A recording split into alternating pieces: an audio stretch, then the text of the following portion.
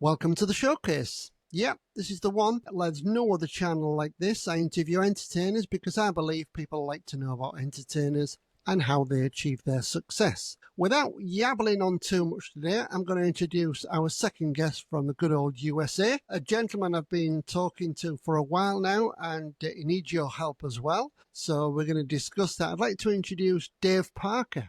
Hello, Sean. How are you? Fantastic. Thank you for coming on the showcase, Dave. Really appreciate it. Thanks for having me. Tell us, which part of the America are you from, Dave? I'm from the Boston area, Boston, Massachusetts. Nice. And have you always lived there? I have. I'm in a small town called Wayland, and we are just west of Boston by about maybe 18 to 20 miles. Interesting. And how's the music scene there, Dave? Yeah, it's pretty good. It's always been a really vibrant music scene in the Boston area. Historically, a lot of great bands, and this very, very much, I would have to say, it's always been, sort of a lot of cutting edge, really, really bands, bands that were kind of pioneers in a lot of ways, and a lot of great songwriters. So yeah, very proud to be from this area. I bet you are. And would you say that the band scene is more popular than the solo scene, or is there enough work for you as a solo guitarist? Well, I mean, I'm quite busy as far as being a solo artist. I mean, I perform acoustic shows all over the place, throughout Massachusetts, mostly in the eastern Mass, outside of Boston and in and around Boston. But the solo work, honestly, it's pretty good right now. Everything is really vibrant right now. And there's a lot of great bands as well too. So there's a good mix. There's a really good mix. Who's your favorite band? Oh, well, it's hard to say. There's so many. There's so many artists from. One of my favorite artists from the Boston area, I would have to say, would be Amy Mann, who's been around for quite some time. I think she's wonderful, and she's, a great songwriter. I've never met her. I'd love to meet her someday and talk about music, but she's probably one of my favorites from the Boston area, and she. Wow. And what music influences you, Dave? So for me, one of my biggest influences is the Beatles. That's my biggest influence musically. I have so many, but the thing that really turned me on to music, rock and roll music, was the Beatles.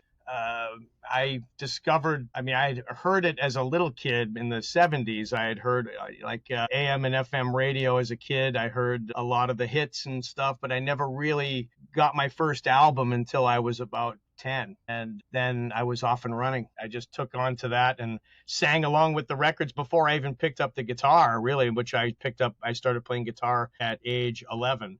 And then it was both the singing and it was the guitar and the melodies. John Lennon was always my favorite. He kind of still is. I love them all. It's very influential for me. Isn't it strange, Dave, how you come from America and you like a British band, the Beatles. I come from the UK and I like an American band, the Eagles. Oh, yes, indeed, yes. I love the Eagles as well, too. They're a huge influence. I play a lot of Eagles music, too, so I love it.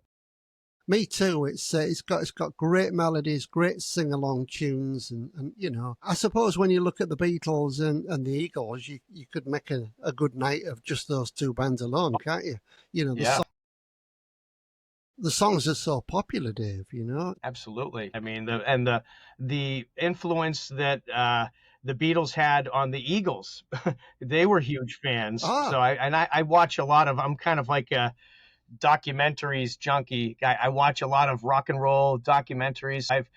I saw the history of the Eagles. It was on HBO for quite some time on cable here, and I must have watched it 10 times. So I learned an awful lot about them. Dave, is that the one where When Hell Freezes Over? That was the live show that they had done in 94, and then they broadcast that and packaged it and put it out. But this came out, I believe it was maybe about 10 years ago. And three episodes. Yes, indeed. Right. Yeah, exactly. Yeah. Yep. And my wife and I watched that. She's a huge fan as well. So we watched that over and over. And it was interesting, the Beatles references and how they did their first record with Glyn Johns, who was, of course, one of well-renowned producer and engineer for the Stones, the Beatles, the Who, and then the Eagles, and so many other bands. But isn't it strange also, there's so many great British bands that can't make it in America, but yet there's so many American bands that make it over here, you Yeah, know? it's interesting that that's sort of how Jimi Hendrix was discovered because he had to go to England to get discovered because he was struggling in the village in New York City, just, making a living as a working musician. He had played with a lot of other bands they called it, I guess back in those days, they called it the Chitlin circuit, where, I mean, he played with Ike and Tina Turner, he played with Little Richard, he played with the Isley Brothers, and he was busting his butt, working so hard. And then he was discovered by Chaz Chandler, the bass player for the Animals. So, Correct? and then it took him to England, and the rest is history. But that's where he got his break, and then was beloved by the Beatles, the Stones, and the Animals, and the Yardbirds. Everybody loved Jimmy, and that was another huge Yeah, influence for me yeah. as well. Well, Chaz did manage him, and then when he went off the scene, he then took on a band called Mhm. Slade. Are you aware of Slade? Noddy Older. Now they come to America, and Chaz tried everything to get him a contract in America. They just couldn't do it. They just couldn't hit it, you know. But they was in a studio in America in the middle of summer, and that's where they recorded in America, Merry Christmas Everybody, which has been the number one Christmas hit almost for the last 50 years. They earn $500,000 every year just by radio and airplay for that Yeah. song. How Wow. nice. Yeah, that's interesting how that, it's so interesting how, how that whole thing works, with bands and artists that, they make geographic sort of changes in order to, sort of carve out their career. And sometimes it's just you throw it at the wall and see what sticks and see who pays attention and, who's interested and who wants to help. Yeah. So that helps too. I suppose you know this, Dave, but nowadays, one of the hardest things in the world is writing a song and getting it Yes. published. You know, it's so challenging nowadays. It's almost as though the industry's on its behind because there's no record companies taking people on anymore. Well, there isn't in England hardly anyway. Now, if you wrote a song like Your Good Self has, you've got to have like a million hits on YouTube, a million TikTok hits before even people will look at you, you Yeah, know? that's so true. It's a very challenging business, and I mean, writing songs and getting them heard. I think I mean, I'm a BMI affiliate, and I have my own publishing company, and I have some. It was my dad's publishing company, which I was able to put into my name and get it transferred. He passed away many years ago, but I took that on and some of his songs as well. He never really had a lot of success with his songs, but I have that. I copyright my music. I write my own songs. I record them and produce them, and excuse me. And it is so challenging. It really is. But the one thing I remember is to just keep doing it and to keep writing, keep everything fresh. Don't stop. Don't spend too much time worrying if one song is perfect or if it's this or it's that. It's a capture in time of how you felt about a certain people, place, or thing or whatever, and then just keep moving and keep working and keep making records. For the viewer's point of view, Dave's a great songwriter, and he's got a song in the American. What's the where's your song, Dave? It's in the Yeah, voting. so the one that's sort of most played right now or streaming is "Don't Get Me Wrong, This Is My Song." So that's the one that's been taking, like, people have been picking up, taking notice of that. And I've had I got to tell you some funny things about that. Is that folks have said, and I've heard this from more than one person. I never really intended on it, but I love it. Is they're like, why? I mean, it's great. It sounds very original, and it sounds like you're really, it's coming from you. And of course, but the influences I can pull from it is Alice Cooper, and I'm like, well, that's flattering because I love Alice Cooper. I mean, and incidentally, he a huge Beatles fan as well. So, it's so funny how some of my heroes ended up being fans of my biggest heroes, which were the Beatles. So it seems like it all comes back around to the Beatles. Yeah, I mean, so many bands in the world now are influenced by the Beatles. It's just I unreal. know. Um, So, Dave, I want to move on to you. You said you got started when you was about 11, listening to the Beatles and playing along and singing along. Um, I, Before you did your first real venue, how old was you? Boy, the first one that I played actually, well, it never aired actually. I was 13 and I was in my first well, I'm sorry, I was 14 and I was in my first high school band. We went and played at a show that was on local access television, or we auditioned for them. It was called Community Auditions, and it was here in Boston, and it was big back in the late 70s, early 80s, and this was about 1984, I believe. And we played we played a Black Sabbath song, if I remember correctly, and they said we were too loud and it was too long, so they didn't air it. So that was my first time performing, aside from talent shows in high school. But after that, I mean, my first real shows, going out and playing in pubs and clubs and places like that, was probably, I would say, 19 or 20, I think, somewheres around there. It's cool. And is this your full-time It job is. now? It is. Wow. Perform often, solo acoustic performances 2 to 3 times a week, and then I teach guitar during the day, and I teach other instruments too, because I also play drums, I play bass, and of course I sing, and I play piano and organ as well. My most proficient is guitar and vocal, but I teach a couple of students. I'm sort of like a band coach, I guess, for a couple of people, and I help out with them playing drums and myself accompanying them and helping them to shape songs and that kind of thing. So that's part of my daytime routine. And then I also do guitar, like some technical work. I do guitar setups for my students and things like that. And I do recording sessions because I'm a producer and engineer. And my studio is called Shameless Plug Electric Sky Studios. And I record local artists, mostly solo artists like myself that want to record something, and small bands. And so that kind of helps pay the bills, and it's fun too. It's fantastic that helping people is, a huge benefit to people when you're talented like you.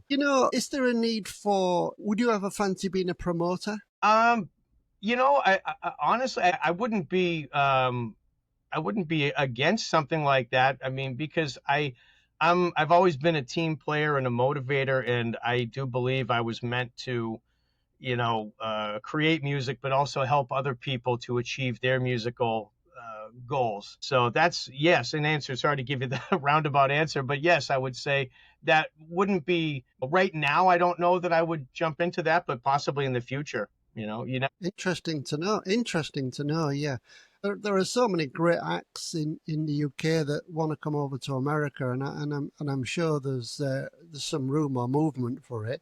I don't know how it would work with the visa side of things. Do you need a special license to be able to perform in the USA?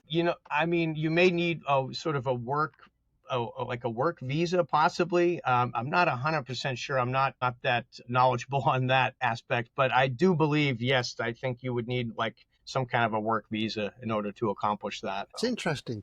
Dave, let's talk about your new song. You put a request out to all your fans, vote for me. Can you tell us what that's all about, and what's the competition that you're in and things like that? Sure. So I sort of threw my name in the hat, as it were, a few months ago. I discovered a link on social media. A friend of mine put it on there, and it was for America's Next Top Hitmaker, and it's sponsored by Colossal and by Rolling Stone magazine. And it's a competition for bands and musicians, artists, and it's done on a vote system. And I was flattered that I got a response back, that they wanted to include me in this. And then right now we're in the quarterfinals in this competition, and I'm number one in my group right now, which I'm very grateful for. We have 2 more voting rounds after this, and the winner of the competition it's like a 3-part thing. You get to play at the Global Citizen Festival in Central Park in New York City, and it's supposed to be, they haven't determined a date, but it would be sometime in September, I believe. And you would perform in front of about 60,000 people, and you'd have a 5-minute slot as the sort of opener for the festival, and it would be like the pre-festival sort of opening act. And so that's one part of it. The other part of it is you have an article and you get a photo shoot done by Rolling Stone magazine about your music career, which is exciting to say the least. It's amazing. And then they, to go along with that, they compensate you with $50,000, which is of course a nice thing too. So, and yeah, and it's original music, that you to be performed. And yeah, so I haven't narrowed down exactly which song. I've got it narrowed down to, if I'm fortunate enough to, be the winner of this, which it would be certainly great if I did. And if I don't, it's been a wonderful experience so far, and no regrets. And I feel blessed and grateful and very thankful for the folks at Colossal and Global Citizen and at Rolling Stone, and for all the wonderful support. But anyway, sorry to divert from that. But yeah, as far as the song goes, I've got a couple in mind that I would like to perform. So Wow. Dave, can I ask you, is it in categories? So is it male solo, female solo, or is it all just one? it seems like it's all one. When I first went into it, I didn't know how it was going to be divided up, but it is, as far as I can tell, I mean, it's basically groups that are sort of arbitrarily sort of put together, I suppose. So there's lots of different genres of music, which is great to see. It's wonderful. I mean, they have, there's bands that are playing rock and roll like myself, or there's solo artists that are like myself. You've got people that are doing R&B, hip hop, rap, country music. I mean, it's really quite a diverse group of artists. Yeah, don't want to be disrespectful, and just answer this as you feel possible. If you've got a huge fan base, a really huge fan base, and your song's mediocre, it's not like the best, you could actually win just through people voting for you. Is that correct? I mean, I think it's possible, because I know, as far as how I've gone into it, they had said, I believe from the very beginning, that it was very much a popular vote base or basis. But I do know that your profile with your music is taken into consideration as well, to some degree. I don't know. I'm not really quite sure how much that factors in. I don't know. So I guess it's maybe a bit of both, really. So, but Ah, but it's possible. I, Yeah, I, I, it's possible. Yeah, well, I would hope so, but it would be great. I mean, your social media marketing skills are pretty good because you're sending out things all the time. Looks very professional. And, when people listen to your song, yeah, I like that, I'm going to vote for that. So there must be some likability there with the song that you've got. Now, how many songs have you wrote so far? Boy, well, I've got quite a few, actually, not including all the little snippets and bits and pieces, because I'm always writing. But I'd say, as far as complete songs, I've probably got about maybe between 15 and 20 right now. So, and I've hoped to keep that list growing. I mean, I've probably got more than that. I'm just forgetting, not remembering, but I'm trying to record everything that I have right now. And I'm hoping that that fills up 2 albums worth of material. And I'm just working my tail off. Whenever I'm not performing shows, I'm here in my studio, just busting my tail, trying to, do as much work as I can to get things recorded. Where do you get the enthusiasm from? Well, sometimes that's a good question, because I think my 2 children are probably keeping me young. I have a 15-year-old daughter and a 14-year-old son, and they're keeping me pretty, vibrant and youthful, I suppose. I maybe owe it to them, and probably my wife for keeping me on my toes as well. Writing songs, and I mean, you're a great musician, so that should be easy. But the inspiration for the words and the lyrics and the songwriting, where does that come from? Well, I mean, life experience, really. I think that's really what for the most part, what drives me. I know a lot of people write about different things, and I think that's great. I mean, I find sort of, again, I know I always harken back to John Lennon, because there was a really funny quote, and I totally agreed with this. And David Bowie quoted, because he worked with John Lennon on the song Fame, and he was being interviewed about something about it, and he had said, John Lennon said, if you really want to, write from the heart, you really want to be, believable in your music, I suppose, really, is that, say what write about, like, sort of say what you mean what you say, sort of a vibe, and then put a backbeat to it, just that honesty, and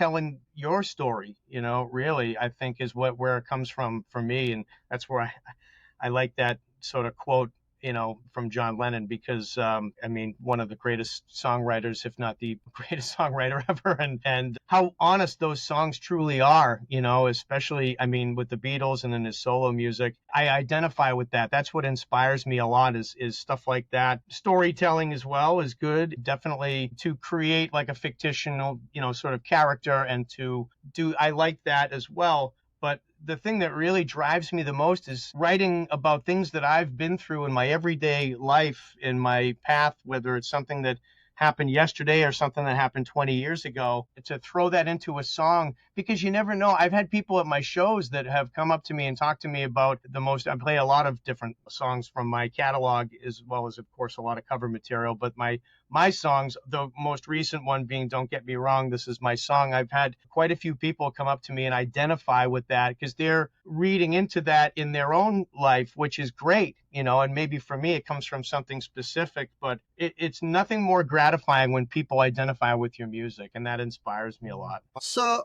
where do you get the melodies from? Yeah, because if not every song's the same, how do you come up with a melody? Because songwriters, there's millions and millions and millions of songwriters, and everybody's trying their hand at songwriting. How do do you think of the melody first? Do you think of the words first and match the song to the melody? How do you do it, Dave? So sometimes it happens different ways, and if you're lucky, it happens all at the same time. I have one that actually happened all at the same time, which I remember very specifically, and it happened fast. Doesn't happen too often, but yeah, for me, it's a mixture. But the words, sometimes I'll put them down, or I'll come up with something enough to carry the melody. But a lot of times that melody comes first, for me. And then sometimes the words will get, you'll go as you go. Sometimes the more spontaneous you are when you're in the moment of that creative process and you've got the melody, right? You've got the chord changes, the progression, you've got the melody.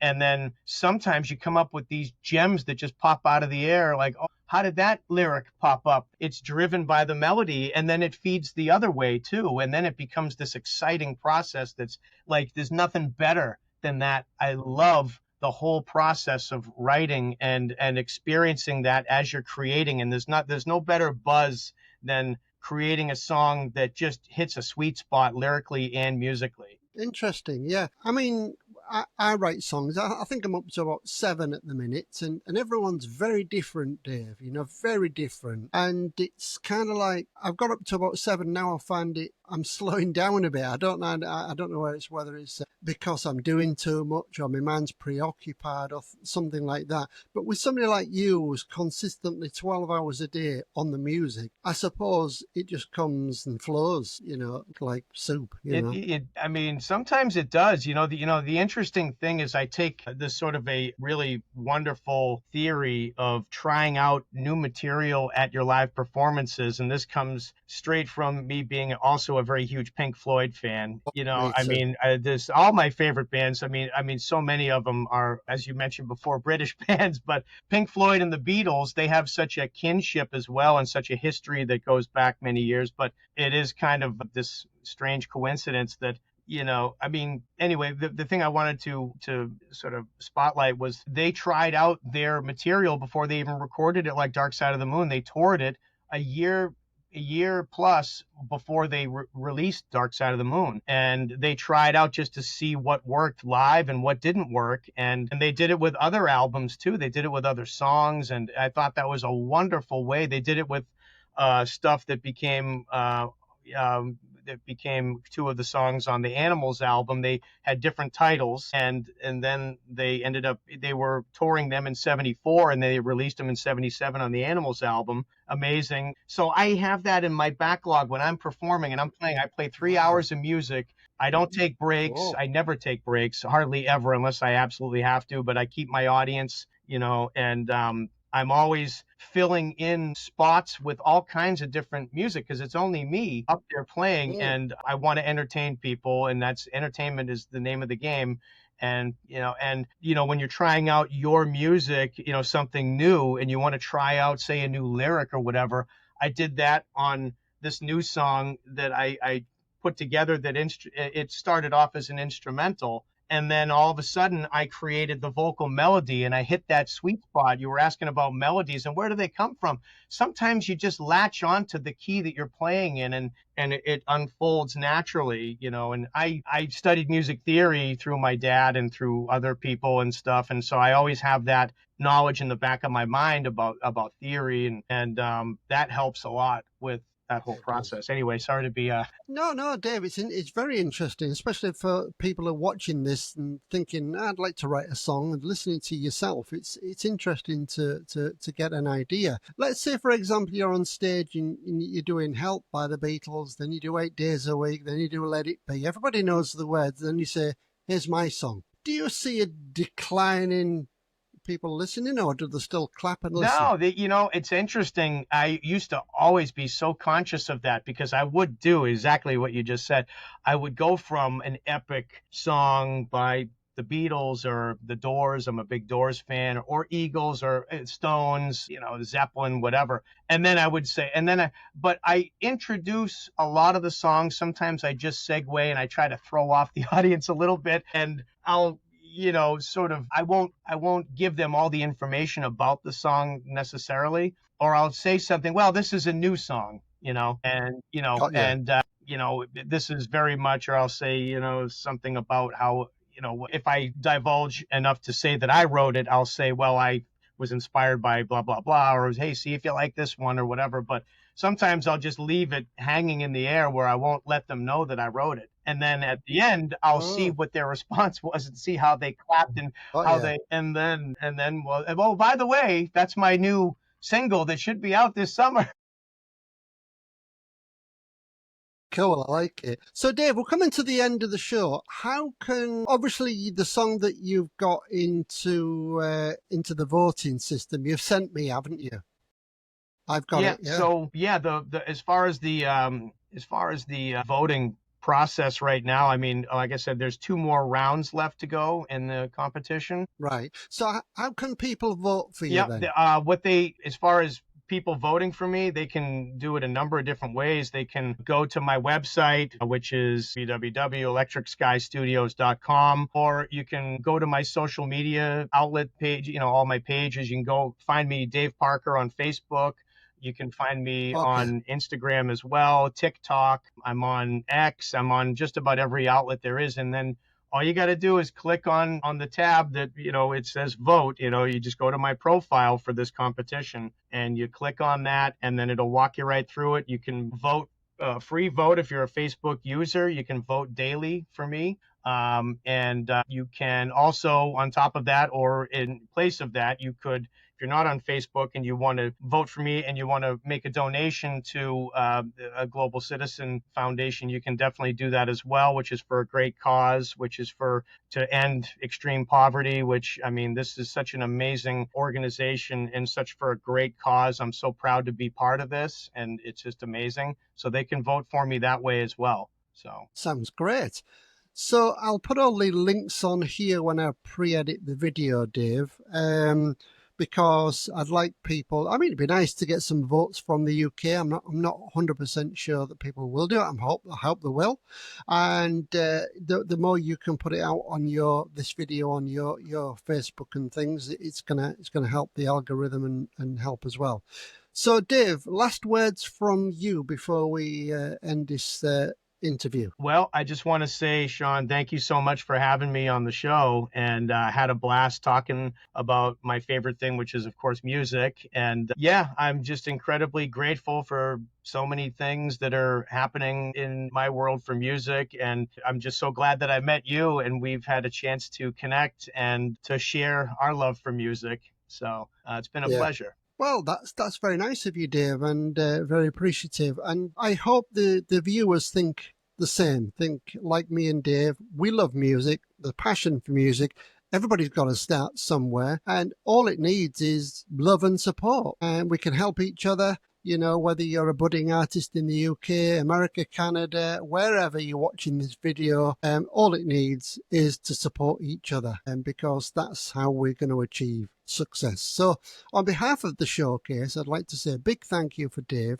Absolutely marvelous man, great music he's writing, and his passion and commitment to the industry is awesome. And you've got to take your hat off to that. So Dave Parker, thank you very much. Thank you very much, Sean. It's been a pleasure. Please vote for Dave, watch the video right through to the end, and send Dave a message on the YouTube if you feel the need. Thank you very much. Thank you.